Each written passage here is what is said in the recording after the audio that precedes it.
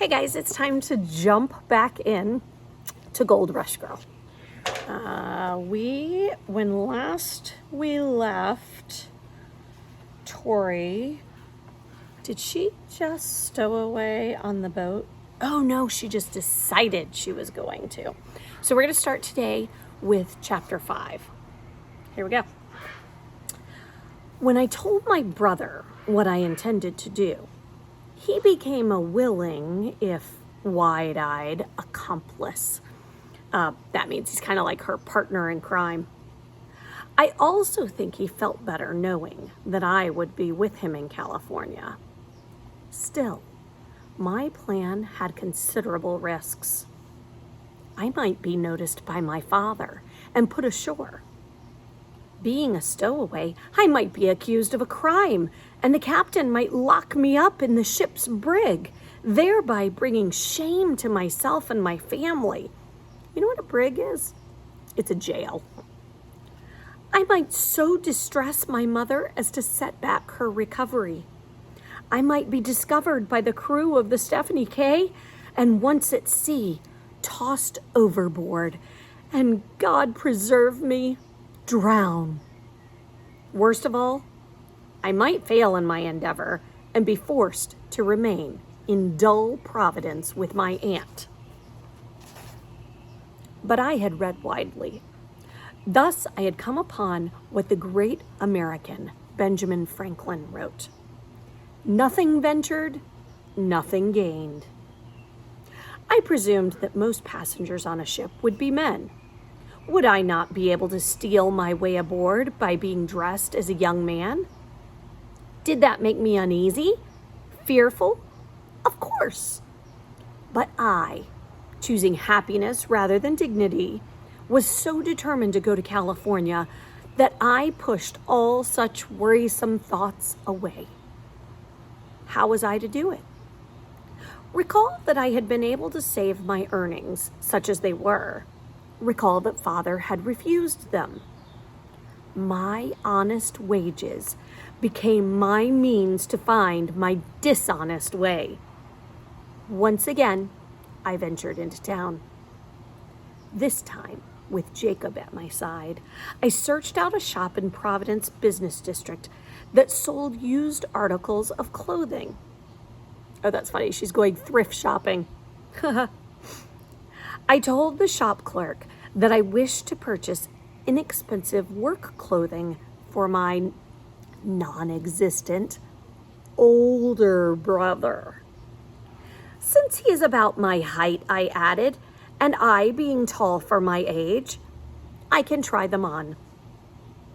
The shop assistant eyed me with blatant suspicion, but I explained, my brother is too busy working to come himself. I bought a man's collapsible tall hat, shirt, trousers, jacket, and boots and carried them away. They were previously used and visibly so, but that only added to their value. A disguise does best when dingy. As soon as we returned home, it was easy enough to stow the clothing at the bottom of Jacob's trunk. With my masquerade at hand, my scheming was almost done. All I needed to do was to wait for Father to embark upon the Stephanie K and sail to California. But there was one other precarious thing which I had to do. I must tell Mother about my intentions. Why did I have to tell Mother? Because I could not simply vanish. My disappearance would upset her to the extreme and be harmful to her health. No, she needed to know about the secret enterprise upon which her courageous daughter was embarking. But what if she said no? It was a hazard I had to risk. If a girl must put faith in one person, it should be her mother. By then, our house having been sold, Mother and the rest of us were installed at my aunt's house on Benefit Street. Stuffed as it was with heavy furniture in drab colors, heavy drapes at the window, made it feel as if we were living in a dim and crowded mausoleum. There, Father all but waited on my aunt, always agreeing to whatever she said. It made me ill. Then, too, Aunt Lavinia checked my clothing daily, looked to see if my hands were clean, asked me what I intended to do each hour. "You are not my mother," I protested often. "Your weak mother is ill because of your foolish father." If I required any more motivation to escape Providence, my aunt supplied it every moment of every day. Finding a time when Mother and I were alone, she resting in her bed, her red shawl around her, me holding her hand, I told her what I had conspired. As I revealed my plan to her, she looked at me with astonishment until the moment came when she outright cried, "And do you," she said, "truly think you can do this?" "I will do it," I said, working hard to show only eagerness, not my private unease. "Won't you be in great danger? Father will be there, and of course Jacob will be too. But, Mother, you know how Aunt Lavinia stridently disapproves of me. Everything I do and say. She makes this a distressed household, a source of continual irritation to your health. And remember," I reminded her, "you originally agreed that I should go with Father." Mother did not contest my view. Rather, she said, "But what could I tell your aunt as to your whereabouts?" "Tell her that at the last moment, Father changed his mind and brought me along." "Mother," I pressed, "remind her that Father and Jacob know nothing of housekeeping, cooking, nor cleaning. I can do all those things. She'll approve of that. Besides, we both know I am of no use to you here." Then I added my decisive argument. "Mother, I prefer to be happy rather than dignified." Mother smiled and squeezed my hand as much as her strength allowed. "Young ladies today," she said, "are much more daring than they were when I was your age. Yes, I can see you being of assistance to Father and Jacob. That they will certainly need a woman to run our fine new home." That was hardly my desire or plan, but once again, I kept my thoughts to myself. I went down on my knees and put my hands in a prayerful position. "Mother, you will join us as soon as possible. In my heart, I believe all will go well. May I?" She gazed at me for a long while, with sad but loving eyes.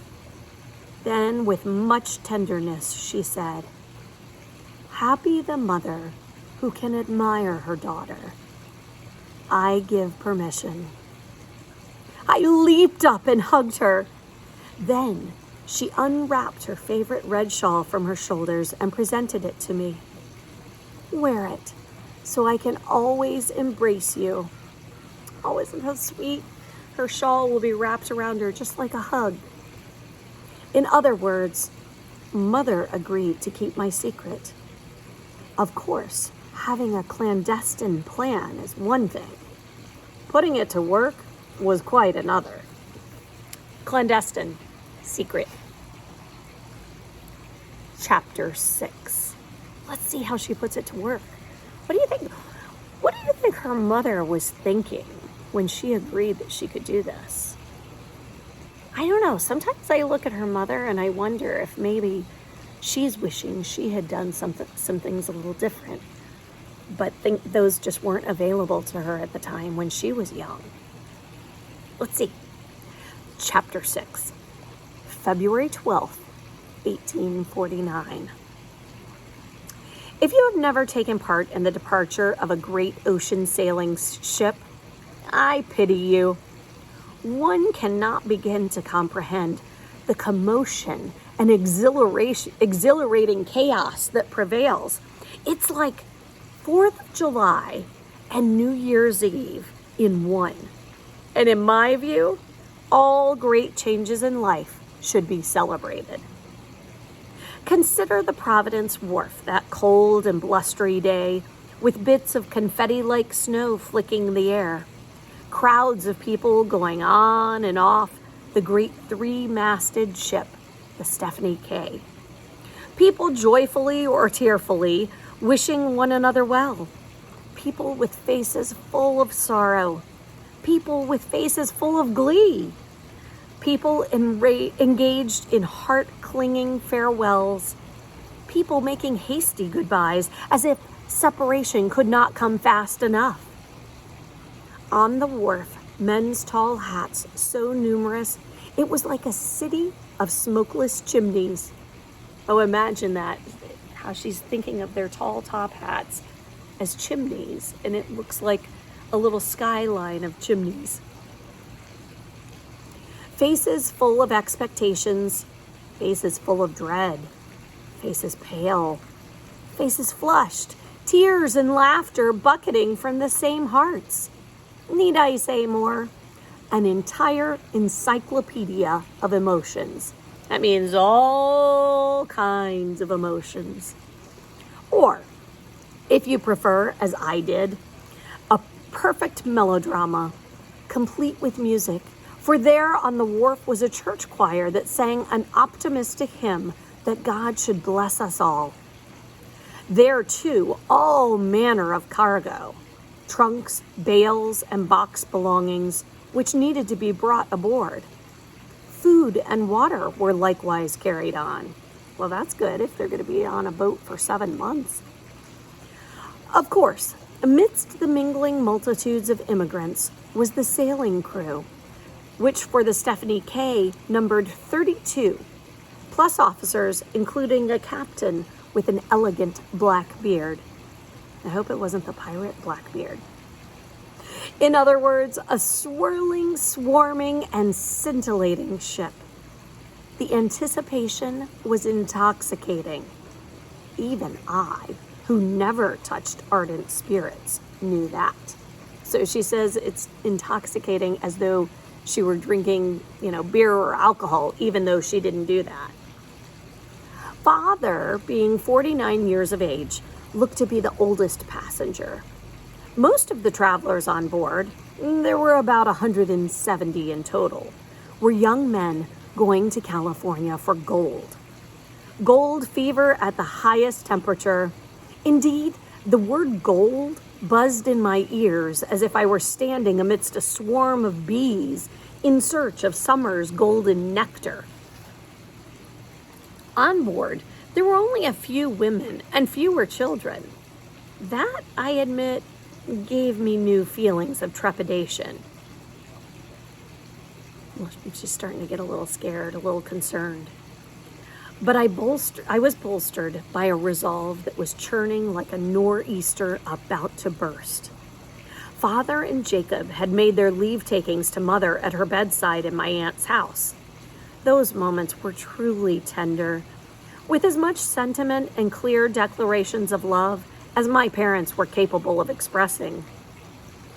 Dear wife, I shall think of you often.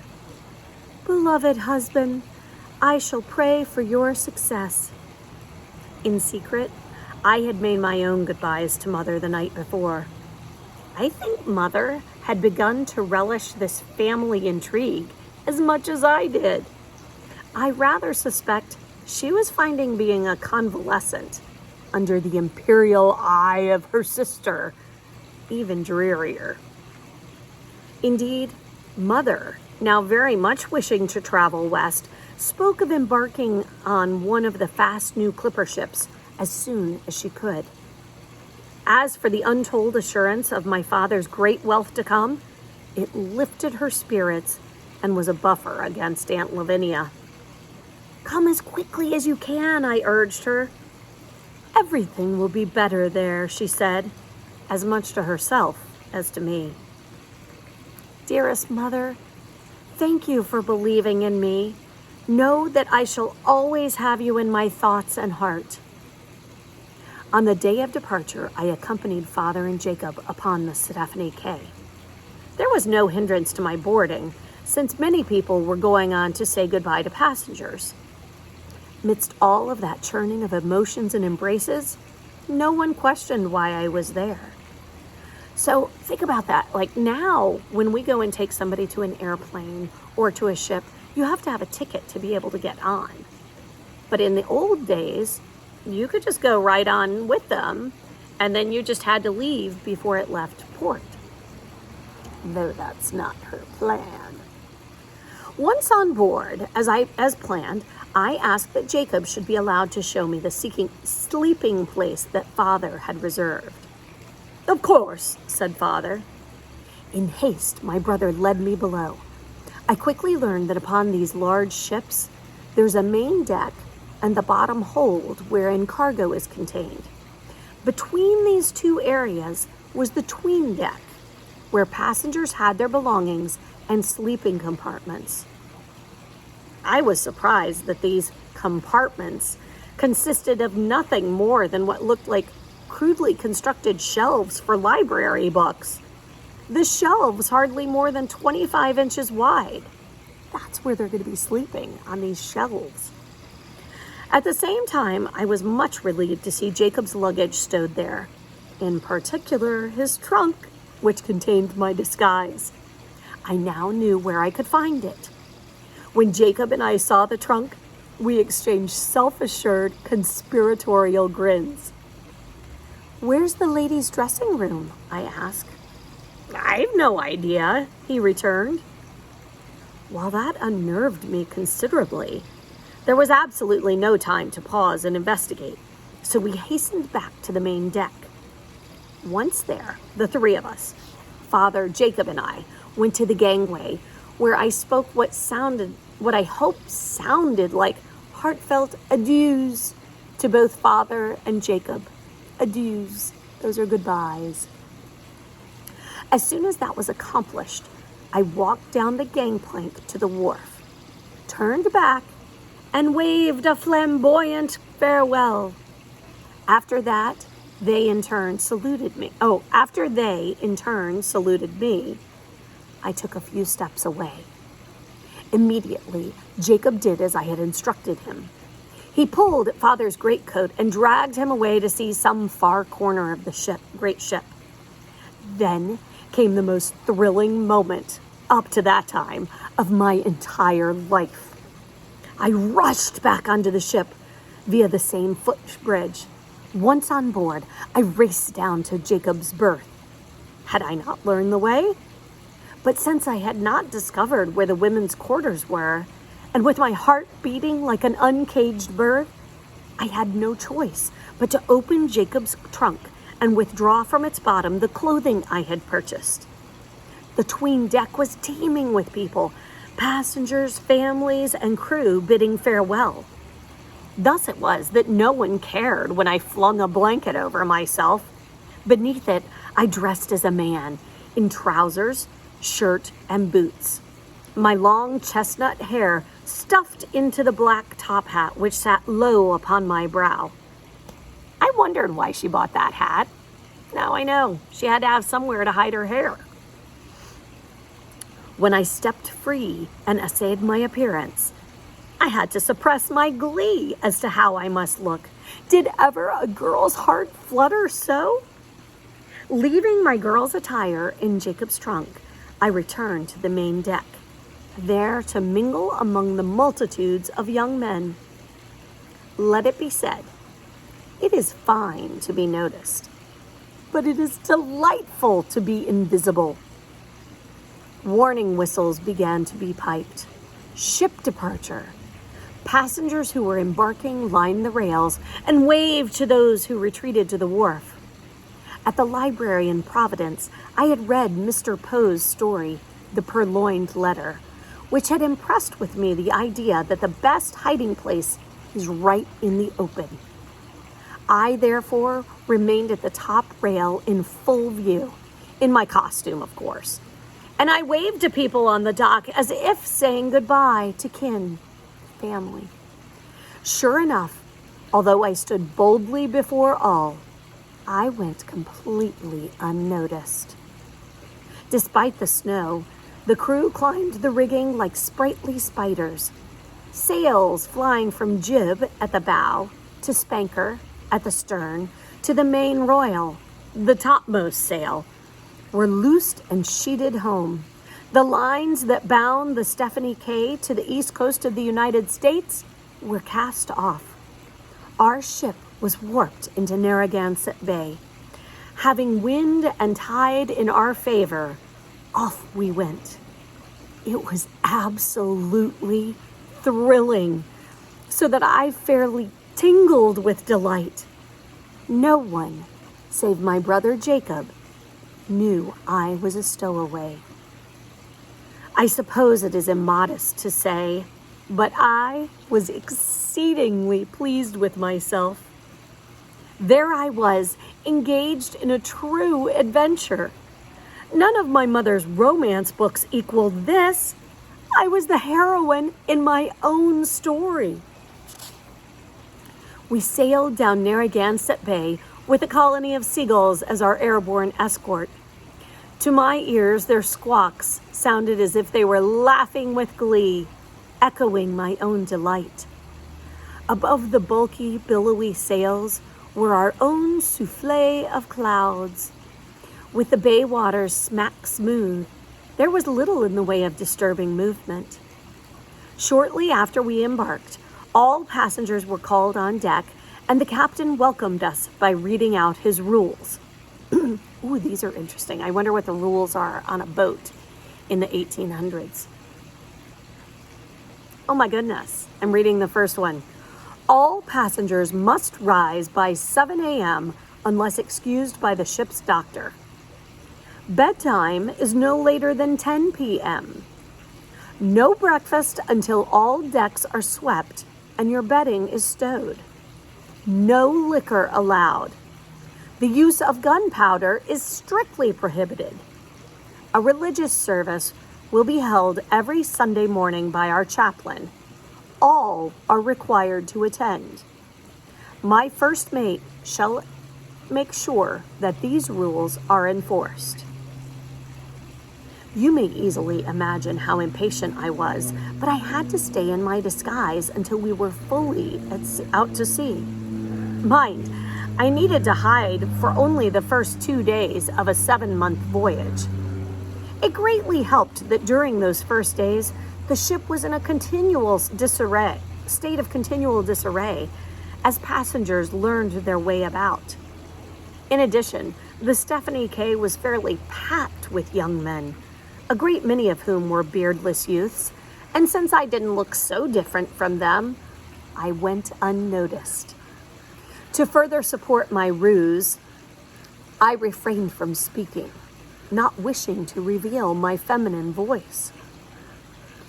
Jacob and I had planned where and when to meet. At these appointed moments, he brought not just a friendly face, but food, drink, and at our first meeting, a blanket. Yes, I might have eaten at the common tables, but I preferred to take extra precautions. It probably makes sense. Imagine if she were sitting and eating with other people, they might start talking to her and somebody might figure it out. For me, the next 48 hours were the most challenging. We sailed down Narragansett Bay, twixt Point Judith and Newport, and then out upon the awe-inspiring Atlantic Ocean. I slept those first 2 nights on deck, one among many sleepers. To be sure, I was cold, but I learned that if you are going to be a heroine in your own adventure, a certain amount of discomfort is obligatory, required. I bet she's thinking back up to that Jane Eyre book she read, where things weren't always smooth for Jane Eyre either. At last, we reached the open sea. By day, oh, the sublime, endless wonder of it, no land in sight, only ceaseless blue and white-capped foaming waves. Sails fluffed and snapped as the ship hissed and spanked through the wash.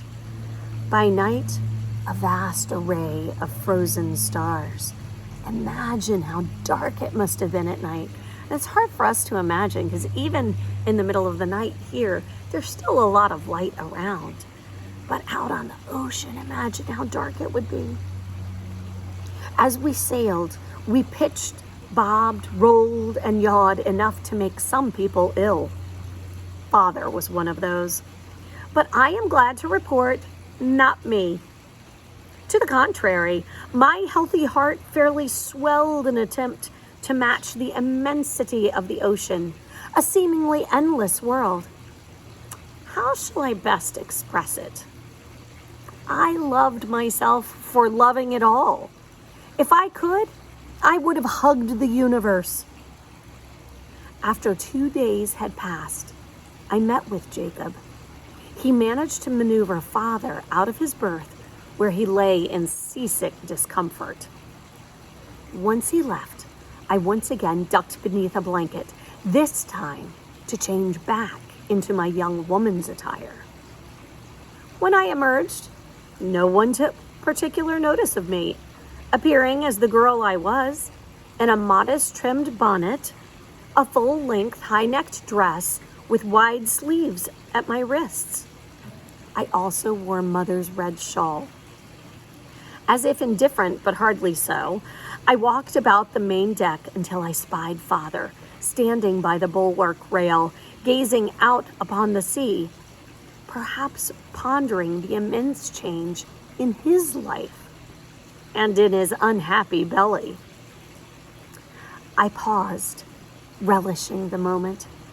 Oh, such wonderful drama. When the curtain lifts, is it not delightful to be on center stage? "Sir," I called out to him, "Mr. Blaisdell." Can you imagine what his reaction is going to be? Poor dude is out there 2 days at sea, seasick, stomach all upset, and he hears somebody call his name, and then he's going to turn and he's going to see her. What do you think he's going to say? What do you think he's going to do? Do you think he's going to toss her off? You'll have to wait till the next time. I hope you guys are enjoying Gold Rush Girl. I know some of this language is a little bit stilted. It's kind of fun. Helps us get a little bit more into the 1800s mindset. Yeah? I'll see you next time.